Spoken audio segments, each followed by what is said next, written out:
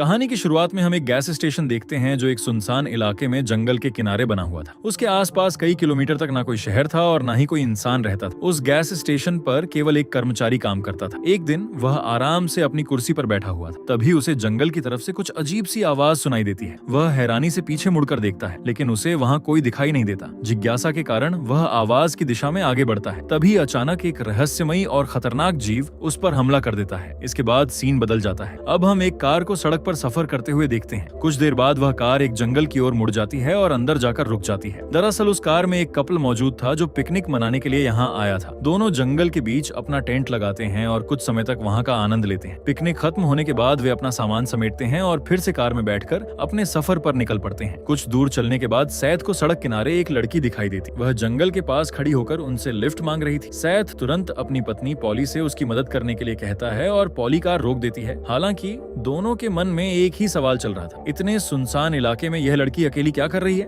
वे अभी यही सोच रहे थे कि तभी अचानक एक आदमी कार की खिड़की पर दस्तक देता है और उन्हें बाहर निकलने के लिए कहता है। ये देखकर सैथ और पॉली घबरा जाती। पॉली दरवाजा खोलने से मना कर देती है, लेकिन वह आदमी बंदूक दिखाकर उन्हें डराने लगता है। मजबूर होकर जैसे ही पॉली दरवाजा खोलती है, वह आदमी उसे बाहर खींच लेता है और बंदूक के बल पर धमकाने लगता है। सैथ घबराकर उसे कहता है, हम तुम्हारा कुछ नहीं बिगाड़ेंगे, तुम्हें जो चाहिए ले लो। तभी वह लड़की आगे आती है और उस हथियारबंद आदमी को रोकने की कोशिश करती है। तभी पता चलता है कि वे दोनों गर्लफ्रेंड बॉयफ्रेंड हैं। इसके बाद वह आदमी सैथ को गाड़ी चलाने के लिए कहता है, लेकिन सैथ बताता है कि उसे ड्राइविंग नहीं आती, इसलिए वह पॉली को ड्राइव करने के लिए मजबूर करता है। अब चारों लोग उसी कार में बैठते हैं और अपनी मंजिल की ओर निकल पड़ते हैं। वह आदमी लगातार पॉली को गन पॉइंट पर रखे हुए था। उसने पहले ही पॉली और सैथ के मोबाइल फोन कार से बाहर फेंक दिए थे ताकि वे पुलिस को कॉल ना कर सके। इसी बीच रात हो चुकी थी और पॉली तेज रफ्तार से गाड़ी चला रही थी। तभी अचानक कार के टायर के नीचे कोई चीज आ जाती है। एक जोरदार झटका लगता है और उनका टायर पंचर हो जाता है। गाड़ी रुकते ही वह आदमी सैथ को टायर बदलने के लिए कहता है, लेकिन सैथ बताता है कि उसे टायर बदलना नहीं आता। मजबूर होकर पॉली और वह आदमी मिलकर टायर बदलने लगते हैं। उधर सैथ और वह लड़की उस चीज को देखने जाते हैं जो टायर के नीचे आ गई। जब वे उसके पास पहुंचते हैं तो देखते हैं कि वह अजीब जीव बुरी तरह कुचल चुका था। इसके बावजूद लड़की सेठ से उसकी मदद करने के लिए कहती है। जैसे ही सेठ उसके थोड़ा करीब जाता है, वह जीव अचानक हिलने लगता है। ये देखकर दोनों घबरा जाते हैं। तभी लड़की तुरंत अपनी गन निकालती है और उस जीव पर फायर कर देती है। इसके बाद वे दोनों तेजी से कार की तरफ भागते हैं और पॉली से तुरंत वहाँ से निकलने के लिए कहते हैं। सैद घबराए हुए अंदाज में कहता है, इस जंगल में कुछ तो बहुत अजीब है, हमें यहाँ से जितनी जल्दी हो सके निकलना होगा। सईद की ये बात सुनते ही चारों घबरा जाते हैं और तुरंत वहाँ से निकल पड़ते हैं। रास्ते में गन वाला आदमी अपनी उंगली पर नजर डालता है। उसकी उंगली में एक छोटा सा कांटा छुपा हुआ था। वह उसे निकाल कर फेंक देता है। दरअसल ये कांटा उसी रहस्यमय जीव का था जो कुछ देर पहले उनकी गाड़ी के टायर के नीचे आ गया था। जब वे टायर बदल रहे थे तभी उसके कुछ कांटे टायर में फंस गए थे। इसी दौरान हम देखते हैं कि टायर में फंसे हुए कांटे अपने आप धीरे धीरे बड़े होने लगे थे। इस वक्त किसी को समझ नहीं आता कि यह कांटे किसी अजीब जानवर के हैं या फिर इस जंगल में कोई अनजान और रहस्यमय शक्ति मौजूद है। इस डर के माहौल में सफर जारी रहता है, लेकिन एक और मुसीबत उनका इंतजार कर रही थी। इतने लंबे सफर के बाद उनकी गाड़ी का पेट्रोल भी लगभग खत्म होने वाला था। तभी रात के अंधेरे में उन्हें सामने एक गैस स्टेशन दिखाई देता है। उम्मीद की एक किरण के साथ वे वहां रुक जाते हैं। दरअसल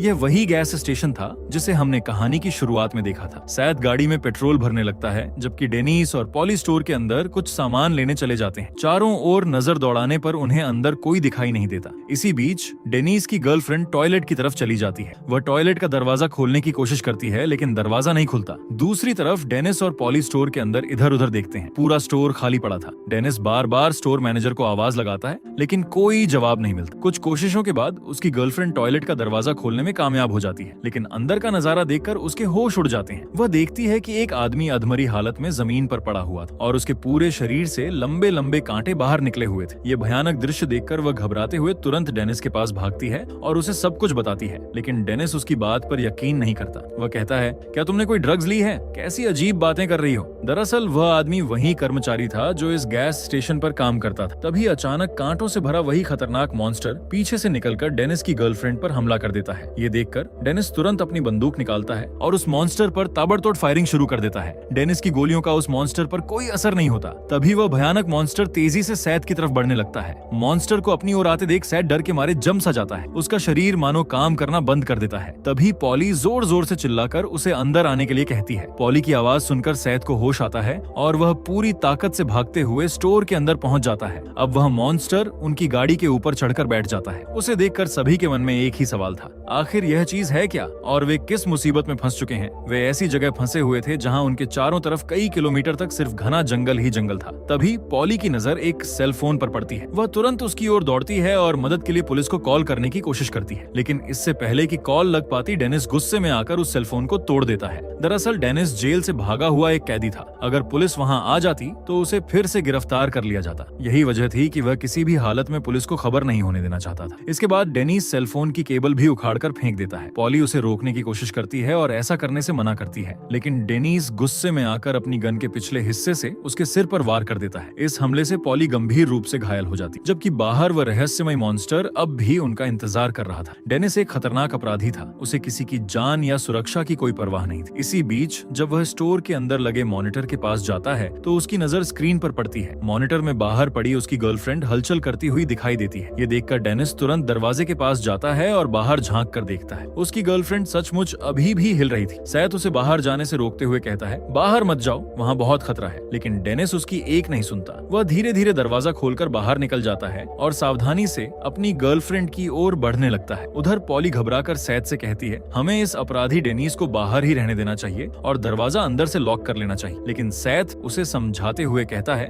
डेनिस के पास गन है। अगर हमने दरवाजा अंदर से बंद कर लिया तो वह गुस्से में आकर इस कांच के दरवाजे पर गोली चला देगा। फिर यह शीशा टूट जाएगा और हम सब खतरे में पड़ जाएंगे। उधर डेनिस अपनी गर्लफ्रेंड तक पहुंच चुका था। उसी समय कांटों वाला मॉन्स्टर कहीं पास ही भारी सांसें ले रहा था। डेनिस अपनी गर्लफ्रेंड को उठाता है और उसे घसीटते हुए स्टोर के दरवाजे की तरफ लाने लगता है। जैसे ही वह दरवाजे के पास पहुंचता है, पॉली सैथ के मना करने के बावजूद जल्दी से दरवाजा बंद कर देती है। इस वजह से डेनिस बाहर ही फंस जाता है। गुस्से में डेनिस अपनी गन निकालता है और कांच के दरवाजे पर गोली चलाने ही वाला होता है। तभी सैथ उसे रोकने के लिए आगे बढ़ता है और दरवाजा खोलने लगता है, लेकिन उसी पल डेनिस की गर्लफ्रेंड अचानक उस पर हमला कर देती है। सही समय पर सईद दरवाजा खोलकर डेनिस को अंदर खींच लेता है। हालांकि डेनिस की गर्लफ्रेंड का एक हाथ उसके पैर को पकड़े हुए अंदर तक आ जाता है। जैसे ही सईद दरवाजा बंद करता है, वह हाथ कटकर स्टोर के अंदर गिर जाता है। सबसे डरावनी बात यह थी कि कट जाने के बाद भी उस हाथ में जान बाकी थी। वह लगातार हिल रहा था। डेनिस गुस्से में एक भारी बोरी उठाकर उस हाथ पर पटक देता है, लेकिन उससे भी उस हाथ पर कोई खास असर नहीं होता। अब सभी देखते हैं कि उस कटे हुए हाथ से कई लंबे लंबे कांटे बाहर निकल रहे हैं। दरअसल उस मॉन्स्टर के हमले के बाद डेनिस की गर्लफ्रेंड भी संक्रमित हो चुकी थी और धीरे धीरे खुद एक मॉन्स्टर में बदल रही थी। हैरानी की बात यह थी कि उसके हाथ से लाल खून नहीं निकल रहा था, बल्कि काले रंग का खून बह रहा था। ये देखकर सैथ कहता है, ये सामान्य खून नहीं, ये पूरी तरह संक्रमित खून है। दरअसल सैथ बायोलॉजी में पीएचडी कर चुका था, इसलिए उसे ऐसी चीजों की अच्छी समझ थी। वहीं बाहर डेनिस की गर्लफ्रेंड धीरे धीरे पूरी तरह एक भयानक मॉन्स्टर में बदल रही थी और बार बार अपना सिर कांच के दरवाजे पर पटक रही थी। ये सब देखकर डेनिस पूरी तरह टूट जाता है। अपनी गर्लफ्रेंड की हालत देखकर वह गहरे दुख में डूब जाता है। उधर पॉली को डर था कि अगर वह संक्रमित लड़की लगातार कांच के दरवाजे पर सिर मारती रही तो कहीं दरवाजा टूट न जाए। इसीलिए वह गैस स्टेशन के पीछे लगे एक दरवाजे को खोलने की कोशिश करती है, लेकिन काफी तलाश करने के बाद भी उन्हें उसकी चाबी नहीं मिलती। पास में उदास बैठा डेनिस कहता है, स्क्रू ड्राइवर से इस दरवाजे के किनारे लगे स्क्रू निकालने की कोशिश करो। यह सुनकर पॉली सैथ से एक स्क्रू ड्राइवर लाने के लिए कहती है। सैथ उसे स्क्रू ड्राइवर लाकर देता है और काफी मेहनत के बाद पॉली उस दरवाजे को खोलने में सफल हो जाती। लेकिन जैसे ही वे दरवाजा हटाते हैं, उनके चेहरे की उम्मीद पल भर में गायब हो जाती है। दरवाजे के पीछे एक और भारी लोहे का दरवाजा मौजूद था। ये देखकर तीनों निराश हो जाते हैं। उसी समय उन्हें गैस स्टेशन की छत से किसी के चलने की आवाज सुनाई देती है। वे घबराकर ऊपर की ओर देखने लगते हैं। बाहर मौजूद संक्रमित लड़की तो वहाँ नहीं थी, जिसका मतलब था कि छत पर कोई और मौजूद था। वे अभी ऊपर ही देख रहे थे कि तभी बाहर से कुछ आवाजें आने लगती हैं। सभी पीछे मुड़कर देखते हैं तो गैस स्टेशन के बाहर एक पुलिस ऑफिसर खड़ी दिखाई देती है। उसे देखकर उन्हें थोड़ी राहत मिलती है, लेकिन वे जानते थे कि बाहर मौजूद उस मॉन्स्टर पर गोलियों का कोई असर नहीं होता। पुलिस ऑफिसर डेनिस को बाहर आने के लिए कहती है। दरअसल वह डेनिस को पकड़ने के लिए वहाँ पहुंची थी। पॉली बार बार उसे चेतावनी देती है, बाहर बहुत बड़ा खतरा है। ऑफिसर उसकी बात पर विश्वास नहीं करती। तभी उसे गैस स्टेशन की छत से कुछ आवाज सुनाई देती है, जैसे ऊपर कोई मौजूद हो। वह कुछ समझ पाती उससे पहले ही अचानक मॉन्स्टर ऊपर से झपट्टा मारकर उस पर हमला कर देता है। एक ही पल में वह मॉन्स्टर पुलिस ऑफिसर को हवा में उठा लेता है और उसके शरीर को दो हिस्सों में चीर देता है। फिर वह उसके शरीर का एक हिस्सा लेकर छत की ओर गायब हो जाता है। ये भयानक दृश्य देखकर पॉली बुरी तरह टूट जाती। वह रोने लगती है और उसे लगने लगता है कि अब उन तीनों का बचना नामुमकिन है। उसे विश्वास हो जाता है कि इस सुनसान जंगल में उनकी मदद के लिए कोई नहीं आने वाला। उधर डेनिस अपनी उंगली की तरफ देखता है। जिस जगह कांटा चुभा था वहाँ संक्रमण लगातार फैलता जा रहा था। ये देखकर वह अंदर ही अंदर डरने लगता है, क्योंकि उसे एहसास हो चुका था कि शायद वह भी धीरे धीरे संक्रमित हो रहा है। अब तीनों वहाँ से निकलने का कोई रास्ता सोचने लगते हैं। सैथ चुपचाप खड़ा इन सब बातों के बारे में सोच ही रहा था कि तभी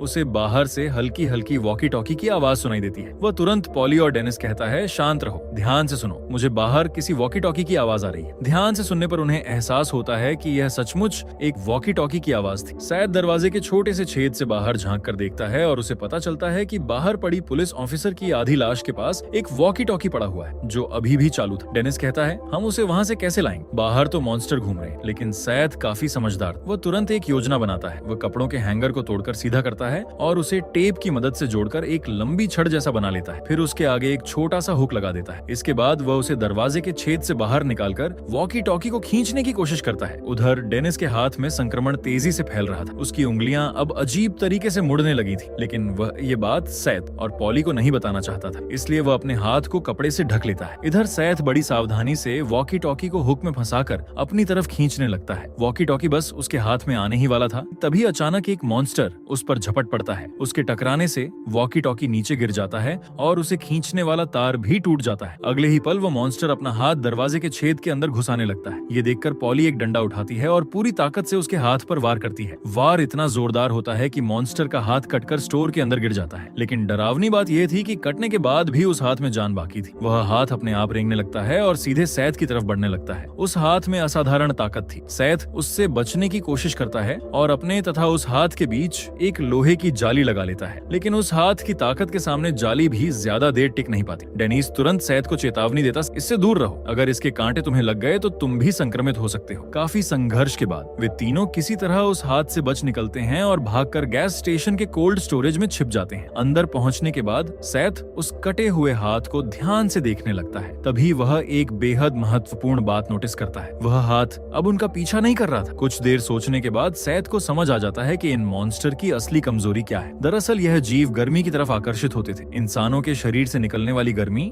और भाप को महसूस करके ही वे उनका शिकार करते थे, और कोल्ड स्टोरेज के अंदर का तापमान इतना कम था कि वे उनकी मौजूदगी का पता ही नहीं लगा पा रहे थे। अब पहली बार उन्हें इन रहस्यमयी मॉन्स्टर के बारे में एक अहम सुराग मिल चुका था। ये बात पता चलते ही सैद के दिमाग में एक शानदार प्लान आता है, लेकिन उससे पहले एक और बड़ी मुसीबत उनका इंतजार कर रही थी। उसी समय डेनिस के शरीर पर संक्रमण पूरी तरह हावी होने लगता है। उसकी उंगलियां उल्टी दिशा में मुड़ने लगती हैं और उसका हाथ धीरे धीरे विकृत होने लगता है। ये दर्दनाक नजारा देखकर सैद और पॉली के होश उड़ जाते हैं। डेनिस दर्द से बुरी तरह तड़प रहा था। वह किसी भी कीमत पर मरना नहीं चाहता था, इसलिए वह एक भयानक फैसला लेता है। वह सैद से एक चाकू मांगता है ताकि संक्रमित हाथ को काटकर संक्रमण को पूरे शरीर में फैलने से रोका जा सके। जैसे ही सैद उसे चाकू देता है, डेनिस दर्द और कमजोरी के कारण बेहोश होकर गिर पड़ता है। अब सैद और पॉली के सामने मुश्किल फैसला था। काफी सोचने के बाद सैद खुद उसका हाथ काटने का निर्णय लेता है। मजबूरी में सैद डेनिस का संक्रमित हाथ काटना शुरू कर देता है। दर्द के कारण डेनिस जोर जोर से चीखने लगता है, लेकिन सैद के पास कोई दूसरा रास्ता नहीं था। आखिरकार वह संक्रमित हाथ को उसके शरीर से अलग कर देता है। अब डेनिस फिलहाल उस संक्रमण से सुरक्षित। इस खौफनाक घटना के बाद उन तीनों के बीच एक मजबूत भरोसा और बंधन बन चुका था। अब उन्हें एक टीम की तरह मिलकर यहाँ से बाहर निकलना था। सैद एक नई योजना बनाता। वह अपनी बॉडी का तापमान इतना कम कर लेता है कि मॉन्स्टर उसके शरीर से निकलने वाली गर्मी को महसूस ना कर सके। योजना के मुताबिक पॉली और डेनिस गैस स्टेशन के पीछे वाले हिस्से में पटाखे फोड़ेंगे। आग और गर्मी देखकर मॉन्स्टर वहां आकर्षित हो जाएंगे। उधर सैद सामने वाले गेट से निकलकर कार तक पहुंचने की कोशिश करेगा। सभी इस योजना के लिए तैयार हो जाते हैं। जैसे ही पॉली पीछे वाले हिस्से में पटाखे जलाती है, जोरदार धमाकों और आग की वजह से मॉन्स्टर उस दिशा में जाने लगते हैं। इसी मौके का फायदा उठाकर सईद सामने वाले दरवाजे से निकलता है और कार की तरफ बढ़ने लगता है। वह धीरे धीरे कार के काफी करीब पहुंच जाता है, लेकिन एक नई समस्या सामने आ जाती है। अपना शरीर इतना ठंडा करने की वजह से उसकी हालत बिगड़ने लगती है। उसकी मांसपेशियां ठीक से काम नहीं कर रही थी और उसका शरीर जवाब देने लगा था। धीरे धीरे उसके शरीर का तापमान फिर से बढ़ने लगता है और जैसे जैसे तापमान बढ़ता है, मॉन्स्टर दोबारा उसकी मौजूदगी महसूस करने लगते हैं। अचानक एक मॉन्स्टर उसकी तरफ मुड़ता है और तेजी से कार की ओर झपट्टा मार देता है। सैद को खतरे में देखकर डेनिस उसकी जान बचाने के लिए एक बड़ा जोखिम उठाता है। वह अपने हाथ में आग लेकर स्टोर के बाहर खड़ा हो जाता है ताकि मॉन्स्टर उसकी ओर आकर्षित हो जाए। योजना काम कर जाती है। मॉन्स्टर तुरंत डेनिस की तरफ बढ़ता है और उस पर हमला कर देता है। डेनिस जान बचाते हुए वापस स्टोर की तरफ भागता है, लेकिन इससे पहले कि वह दरवाजा बंद कर पाता, मॉन्स्टर भी उसके पीछे पीछे स्टोर के अंदर घुस जाता है। अंदर घुसते ही वह मॉन्स्टर